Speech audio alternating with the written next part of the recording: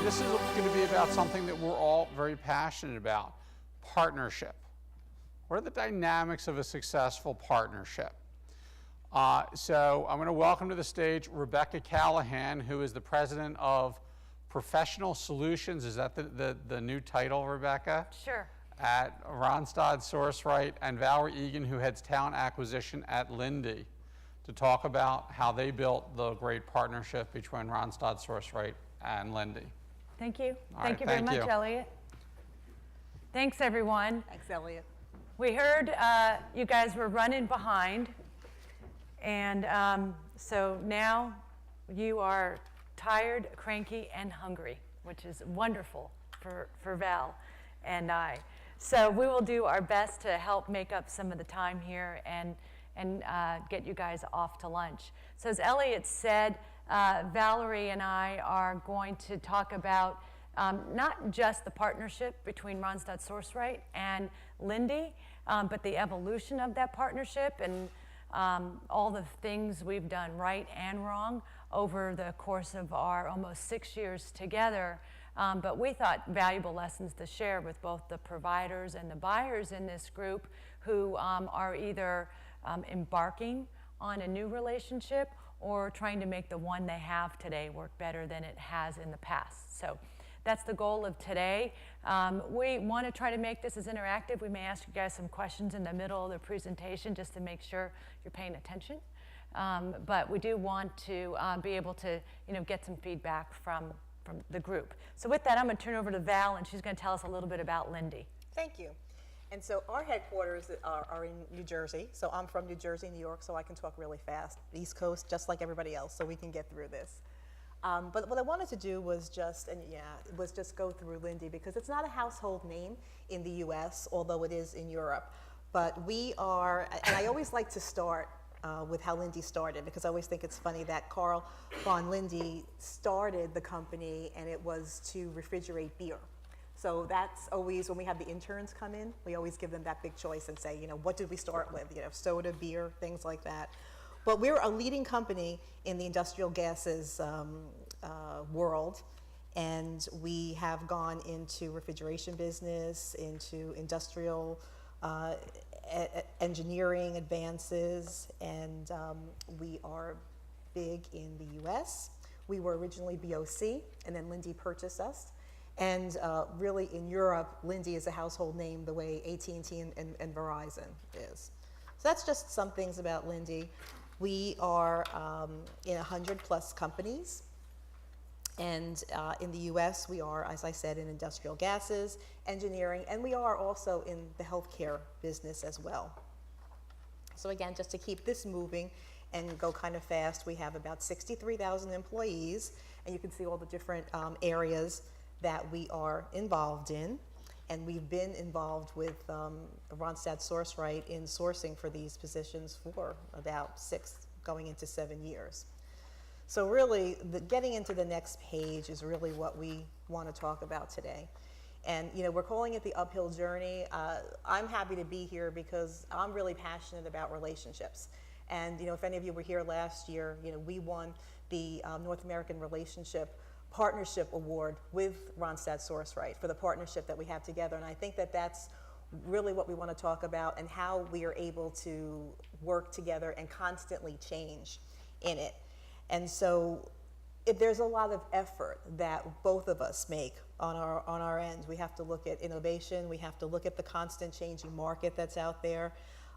There are certain positions that we're recruiting for that are scarce now, that we're going to talk about a little bit. And really what we want to focus on is how we partner together to get through this. So I like this slide because we talk about partnership. And when I first joined Linde, it was in 2007. And they already had an outsourced provider. It was a small boutique company, and there were a lot of issues. Started with trying to fix it, didn't work, RFP, started with Spherion at that time. So since then to now, we've grown in the number of positions that we've hired for. We've changed the delivery methods, and we're constantly changing, and that's really what we want to talk about, how we've, been able to do this. It hasn't always been easy, there's been a lot of give and take on both ends. There's been a lot of, difficult conversations, but I think the important thing that we're going to try to talk about is that we've tried to work through that. So the few things about the partnership over time is the fact that we've been working with Linde for, as Val said, almost 6 years. And when we entered that relationship, the state of the RPO market was very different than it is today, right? So many of you, both providers and buyers, know that we're marching towards what we're calling in the market a version of 3.0. When we started this relationship, we were recruiting, right? And we were filling jobs, and it was about the SLAs and things like that.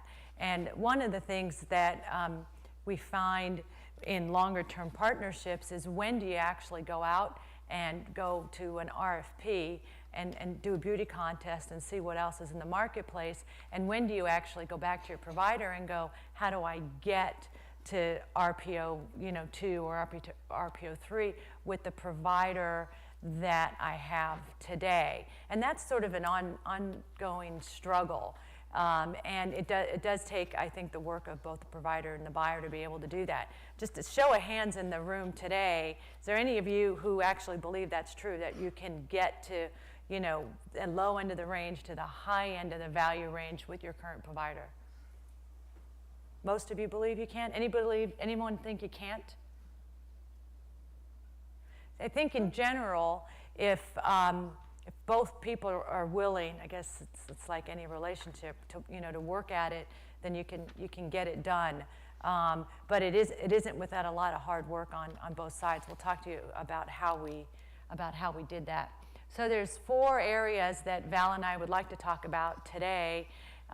It's building the relationships, the supply and the talent supply and demand, the sourcing and recruiting enhancement, basically what's going on in the market today to improve these outsourcing or recruitment process outsourcing relationships, and then ultimately transformation. And since Val and I have some favorites here, Val's going to take number 1 and number 4, and I'll take the 2 in the middle. And I'll drive for you, Val. Okay, thank you. So when we first started, and typically when you start any relationship, what I like to point out on this slide is the hiring manager really is the center of the whole thing, but they're really just dealing with their line of business.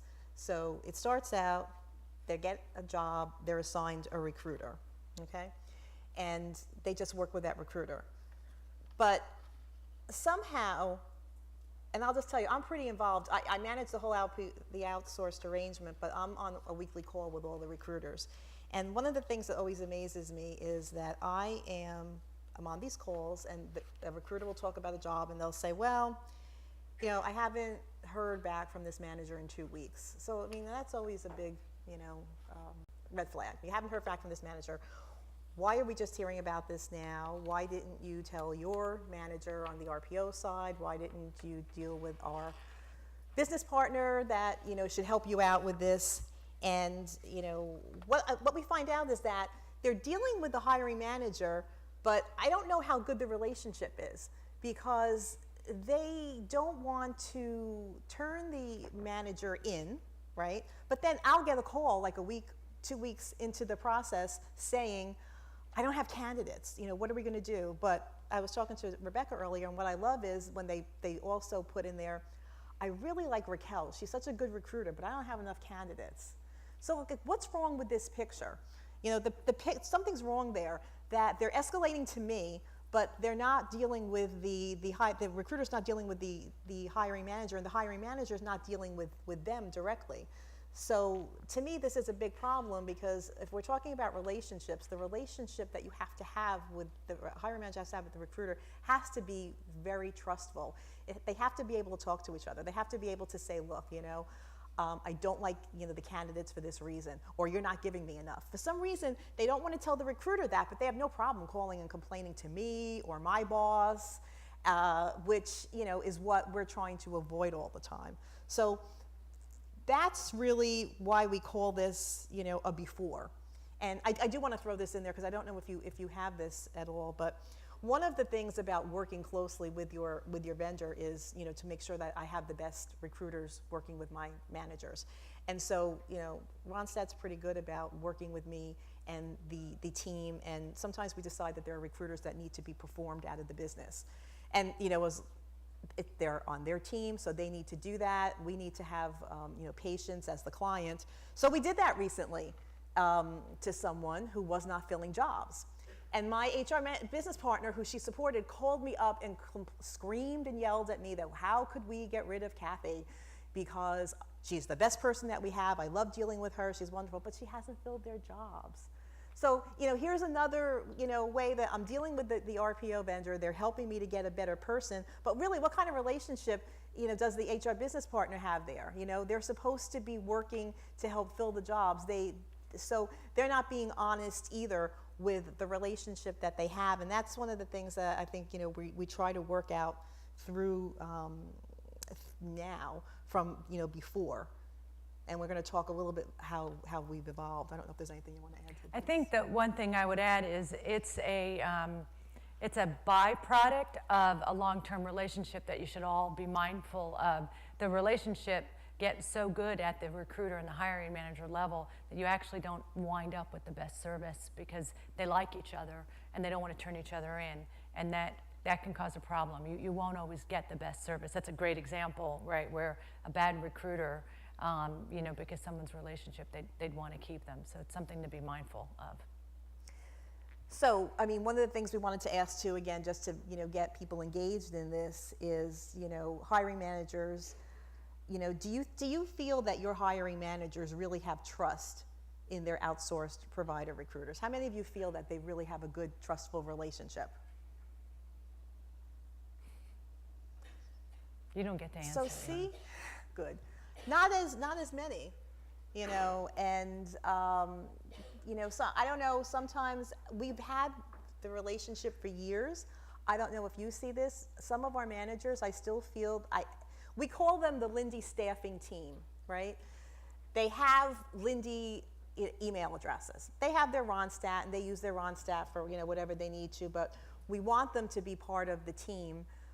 We call them the Linde staffing team, but I still have manager. I was actually on the phone with a manager and my account manager from Randstad and a business partner who we were talking about an issue or an escalation, and the business partner said, well, you know, they're a vendor. The vendor will take care of that. I don't think she even realized that the vendor was on the phone. So I'm guessing that maybe you feel that a lot of them still think that they're a vendor. And they are, but there are dedicated people to us. So that's what we have to, you know, try to build, that they're dedicated. Just because they're working for another company, that's what I say all the time. They're dedicated to Linde. They only work on Linde. So they should be treated like everybody else. But I think that's part of the problem. People just hear vendor and think, oh, you know, they're not us. And I think the show of hands kind of shows that to us. So with this, really, you know, what I really want to say here is that all the areas over the years that we've looked at, and that it's over the years, and it's constant, and it's now. I mean, I don't know if my, you know, global director is here in the room, but he's working with me now on a strategy, because we have, even though they've been doing driver recruiting for us for years, I don't know if you know anything about the driver industry, but it's a dying industry where people are retiring, people are not going into that field. It's really hard to fill the positions. And about maybe I'd say 40% of our positions that are open are drivers, because it's getting our product out, you know, to our clients. So it's looking at, you know, what are new things that we can do for that. I mean, I don't know how many times I can hear that question from the business, like, what else are you going to do about driver recruiting? But, you know, they asked me that 100 times, so I called Randstad and said, okay, so what else are we going to do about driver recruiting? Because I need to go back and talk about that. Hiring manager satisfaction, we do surveys. We need to improve that. I mean, yes, I don't get enough people filling out all the surveys, something we need to work on as well. Time to fill, you know, we'll talk about that, because time to fill, it's a funny thing. You can do your time to fill, but it doesn't really matter because those outliers are the ones that everybody's complaining about. So I can have a QBR that looks wonderful, but it's like, okay, so what? You got all the KPIs, but what about all these problems that we have? And then talent needs. So, we did a lot of things that we're going to talk about, making sure that in the beginning we started with recruiters, and we really looked at bandwidth. Recruiters were assigned to jobs based on bandwidth. We have done, some focus with the recruiters, so certain ones focus on certain types of positions.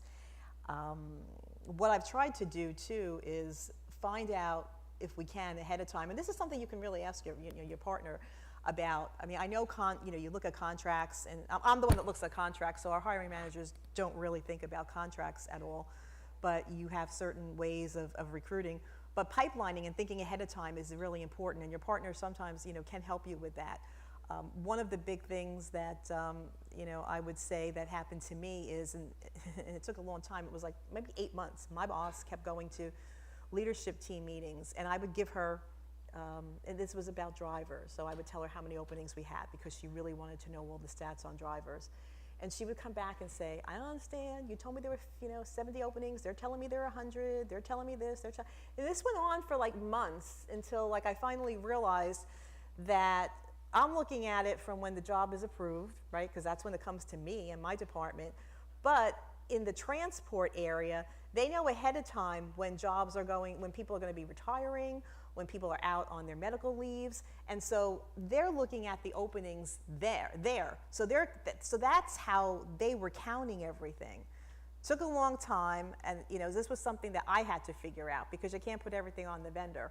So I figured out, okay, well, now they have a meeting once a month to talk about these openings. I have a call now once a month, like the day after the transport group, with my account manager from Randstad and with like one of the driver recruiters, to talk about where the openings are going to be so that we can be a little bit more on the same page. Because that's what always makes people think the time to fill takes longer also. As soon as the job is open in their mind, I don't know about you, but that's when we feel that the hiring manager starts thinking that the clock is ticking. They're not talking about like the 3 weeks after that where they have to get their manager's approval, they put it through our ATS system, it gets approved and the whole thing, which is when we start. So, that's one of the areas that we had to, try to work on together and partner to get more information. So here's the better slide from the one before. What I like about this is that in this instance, the recruiters are more, and have to be, and they're still working on it, becoming consultative. They can't be just order takers. They can't be just, here's my form, my intake form, and I'm going to ask you the questions. They have to be able to bring more to the table. And I've worked with my recruiters a lot to say, an account manager in sales is a position that we have a lot of, and they're critical. So we've now tried to have some recruiters be the same to work on these positions. So we're trying to train them to say, look, you're gonna talk to the same manager again. I know you have to fill out that form because it's important, for compliance and all that we get all of this information together. But don't just sit there and read the form.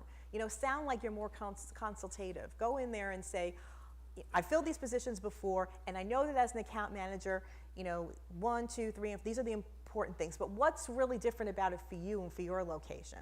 And we talk, and it sounds elementary actually to say this, but I've had so many managers come back to me and say, why are they asking me the same questions? Why don't they know how to do this? They're the vendor, they're getting paid to do this. And so, I'm always talking to them, our managers, about saying the intake call is so important because it's all your nuances that the recruiter needs to know that are going to be important. If the recruiter can seem and act more consultative and really just do a little bit of homework ahead of time to frame it, I think sometimes the way they frame it and talk with the manager is a little different. They also have more resources behind them. So in order to be more consultative, it means they can't do everything, right? They can't do all the recruiting themselves. So there's a sourcing and support behind them that are, maybe doing the first level of sourcing, getting them the candidates, and then they're meeting with the manager. So I think the important thing is that we have to prove that we have seasoned recruiters that know what they're doing, and can offer more things that the RPO can bring. to the table. So we've had this relationship for many years now, and if any of you have gone through any changes or any RFPs, you know how difficult it is, change management and everything. That's why I really try to work with the vendor and say, look, these are, and I'm pretty transparent, and I think after the years of working together, you can be that way. I'll just call up and say, look, I don't, and I've done this, I don't want to do an RFP. So here's my issues. What can we do to make sure that we work together, on these issues to go forward? Did that last year, doing that again this year. What I think, just you can see the areas of improvement that we've done. I've talked about having specialized recruiters do certain things. Those meetings, though, with the business are important. And I think, again, you have to think of what can I do, from the business. It's not always what the RPO can do for you. It's like, what else can we do to help, what can we do to help the recruiters understand the business? What meetings can we bring them to? And so we've gotten, better with that. And the other point, and really number 4 that's important to me, is really to look beyond the scorecard. Because again, yes, my KPIs, they are built on the scorecard and all, but I can't go to the leadership, my boss or the leadership. Actually, what happened was we had a QBR with a new boss that I had the other day, and they came and said, and we met all the KPIs for the first quarter, and he said, okay, so then why am I hearing issues? So what are you going to do about that? So the first 20 pages were all about, he really didn't care about that. He wanted to know the next 5 pages that we had in there about what are we doing, what are the opportunities to improve, and how are we going to work together, which we're working on now. So the next thing we want to talk a little bit is about the talent supply and demand. The reason this becomes important in the evolution of the partnership is there is, and I'm not even going to ask the question because I don't believe any of you guys would answer yes, there is not an unlimited supply of perfect candidates. But the hiring manager always seems to think that there's an unlimited supply of perfect candidates. And they, because they believe they're outsourcing their recruiting, and the problem now becomes that of someone else's, that they can ask for the sun, the stars, and the moon, and 50 of them will perfectly appear on a slate. And that's just not the case. And the reality is the role of us as providers and the role of the recruiters that are involved in the engagement absolutely have to come to the table with an education. If the job description is too broad, then they need to tell the hiring manager to rewrite the job description, and it's our job as providers to make sure our folks are trained to do that appropriately.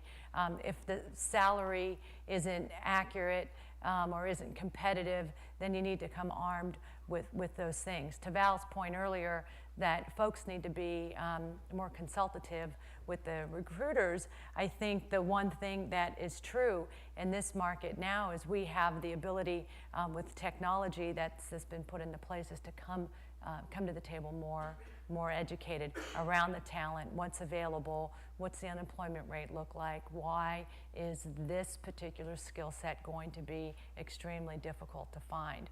And if you do not push back, they will assume because you are the vendor. Again, to Val's point earlier, you'll just have to go get it done. And there's definitely some pushback that has to happen there. So in the interest of time, I'm actually just going to keep going here. So I think there's a few things. One, I'll just cover the 3 enhancements here very quickly. Get the information in advance about the positions that you think you may need. To the point earlier of drivers, the business always thinks that they're behind in getting the people hired, but the number that they've given, the provider and or the team supporting them isn't the accurate number. And you have to just go a step further to make sure you have all of the data. Sourcing support, you're recruiters can't be consultative if they're doing all of the sourcing. And I know most of the providers in this room now have taken advantage of ways to do that, but do that so it's visible back to your client. I think there's one thing that we've learned in this relationship. It's gotten better over time because we've been extremely transparent on some of the back office improvements we've made and how they've made the recruiters more productive. This is just for my friend Andrea here at the front table. But I mentioned earlier a little bit about the tools that are out there today that help provide the level of education that I think the hiring managers need to make a good decision. We're in a tightening labor market, and candidates are not just the perfect candidate, but the unperfect candidate is also not as readily available, and being able to take advantage of the market data, I think, is important. So sourcing and recruiting, I just have a few comments on this. The sourcing puzzle, and this is where I'm going to skip the questions for you guys because I know you're going to want to get to lunch. So a few things as it relates to sourcing. We've all talked about the ability to build talent pools, the ability to use more broad searches in order to find candidates on LinkedIn and so on. But the one thing we learned working very closely with our customer here is some of those really high-tech things actually didn't really make a difference when it came to filling these positions. And it was really through, just some good collaboration that, we did sort of some old-fashioned things here, flyers and print, and it worked, by the way. So those of us, to think that everything has to happen via social media all the time, that's not actually the case. They had to push back on us a little bit because we got a bit on our high horse about we know how to do this and we know the way people are finding jobs today. And, we really needed some coaching to understand there was a better way to go. It came from about talking this. with the managers because we would be on these calls for these, driver recruiting fairs that we were going to have and, talk about what we would do. And they would say, but this is the newspaper that we have to use. And this is the one in the supermarket that goes there. So it worked in a lot of places, and we would ask them that. Sometimes we would ask other people, and they would say, but you're the vendor, you should know this. But a lot of people that work with us would just tell us, that's great, we're the vendor, but we're not in your location. And that's why we still put flyers in truck stops and places like that as well, too. The other thing that happens in sourcing is, and I know you guys know this complaint, right? Hiring managers will say, you're just posting jobs. Right? I can do that. I can post a job. And then we introduced LinkedIn and we said, look, this is another way for you to get access to candidates. So now hiring managers say, well, you're just posting jobs and now you're just using LinkedIn, right? What are you really doing about direct sourcing? And the misconception out there from the hiring manager's perspective is because we're posting a job or because we're using LinkedIn, we're not actually direct sourcing. And that's not always the case, right? Because I know a lot of the providers in this room are using advanced search techniques and technologies to really be able to find that exact candidate, right? That one perfect candidate that your hiring manager is looking for. But the challenge is, as we evolve to a more consultative arrangement with our hiring managers, is we don't describe that process. We don't say, let me show you my search string, right? And the kind of candidates that would yield. Or I ran this search string and it yielded these types of candidates. Tell me what you think. And until we as a market, both buyers and providers, can start embracing that kind of discussion and that level of transparency, I think the perception will always be that this is a very transactional relationship, and really moving to RPO 3.0 is about getting out of that transactional relationship. It is important, right, to actually be able to educate the hiring manager. I think the other thing is, and I'll ask you guys this question, how many of you actually push back on your hiring managers and force them to rewrite the job description or redo the rec, right, to really be more specific to the job they're looking for? Are you ever successful in getting your hiring manager to do that? A few of you? it's a tough thing to do, right? They want what they want, and they think they're paying an outside supplier for it, and then you ought to get it for them. But if you can educate them, then you can get them to rewrite the job description, rewrite the rec or the script around that, and that they'll have more success. Your partnership will be more successful. It's a little painful in the beginning because I just think you're trying to get out of doing some work, but I think once you produce the right candidates, they'll quickly overcome that. So the last bullet I will leave to Val here to talk about transformation. So transformation, I really like to say that this is really a journey, instead of transformation, because it's working on the relationship, making sure that we are, we understand each other, we know what we need to get done, and that we're honest enough to talk to each other about what we have to get done. It's, I know I have trust in, the level of managers that I deal with. But so we're trying to work to make sure that the recruiters can work with their hiring managers and get that level of trust too. And one of the things we're just talking about with job descriptions, we just came through something where one of the hiring managers, it was funny, sent an email saying, so a job description is supposed to be the ideal job description. And so my partners called me and said, oh my God, the ideal job description means that it has like 1,000 specs in it, and that we're never going to find the person. So they brought it to my attention, for us to talk back with the manager and the HR business partner to say, it's really not the ideal job description. A job description is really the minimum of what you need, and then your intake call that you have with your recruiter is supposed to get all of that other information. So, I know we have a long way to go on our side with our managers because they look at it differently, some of them, but that was an example of, the manager brought it to me and said, look, what should we do? Let's go back and talk about this. And, the keys to success about really finding out from, on my side from the business, things ahead of time if we can to help the team to gear up and to do the pipelining. And that seems to be, helping us at least, on the driver's side at this point. I think the stat here, the 1.0, 2.0, 3.0 shift without an RFP, that last stat I saw is 85% of buyers stay with their current provider. So the reality is, right, you can do it, you can do it, but you need to create the roadmap to get there and be vocal about what you want. Anything else you would add? No, I mean, we looked at this, the point about this is just not, well, we're going to get to it at the end, but not to stay still or not to stay stagnant, or don't think just because you have a contract, constantly think about what you can do and how, you can work together. And as I said, it's not just what the provider can do for you, it's what you can do, for the provider as well, and work together. One of the things that they brought to me was that, and as I said before, Linde is not known in the US. And so my vendor's starting to say to me, like, let's look at the value prop and let's see what else we can do. And obviously that's something that I need to work on with my communications group and all, and we are doing that. But, they're thinking about that as well. We know we want to be an employer of choice. And obviously, now with all new regulations and everything, I've had to go back and say, look, now we're looking at handicap. Now we're looking, more at veterans. So how are we going to, work this together?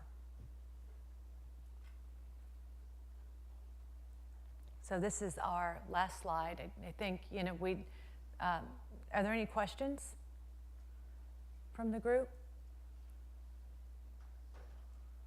So these are a lot of the important takeaways, and if you do think of something, if you're standing still, you're falling behind, of course. I think we talked a lot about being able to it's constant improvement. What else can we do? How can we, look at the business changing, look at the market changing, how can we change? Recruiters have to be consultative. They've got to be able to bring more to the table. We're hearing that all the time, with just in the business anyway. With the business has to, work with each other more consultatively. So we have to be consultatively too. And yes, I have to think about the scorecard and I have to think about the SLAs, but we have to keep in mind that the hiring managers don't think about that.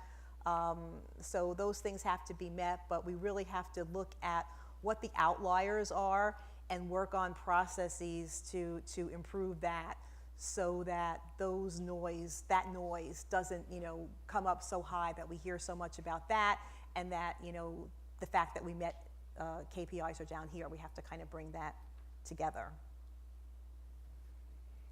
So probably the last thing we'll leave you with is, as those of you who are exploring a RPO partnership, whether you're expanding the one you have or embarking on a new journey, I think that the one thing we'd like to remind you is, you may be looking for a transactional type price, but your hiring managers are still looking for a more consultative service, and the challenge is for you to find a way to bring those two together. So if there are not any further questions, I'll ask one more time. All right, well, I know we were behind today, so I thank you everyone for your patience and for joining us today. Thank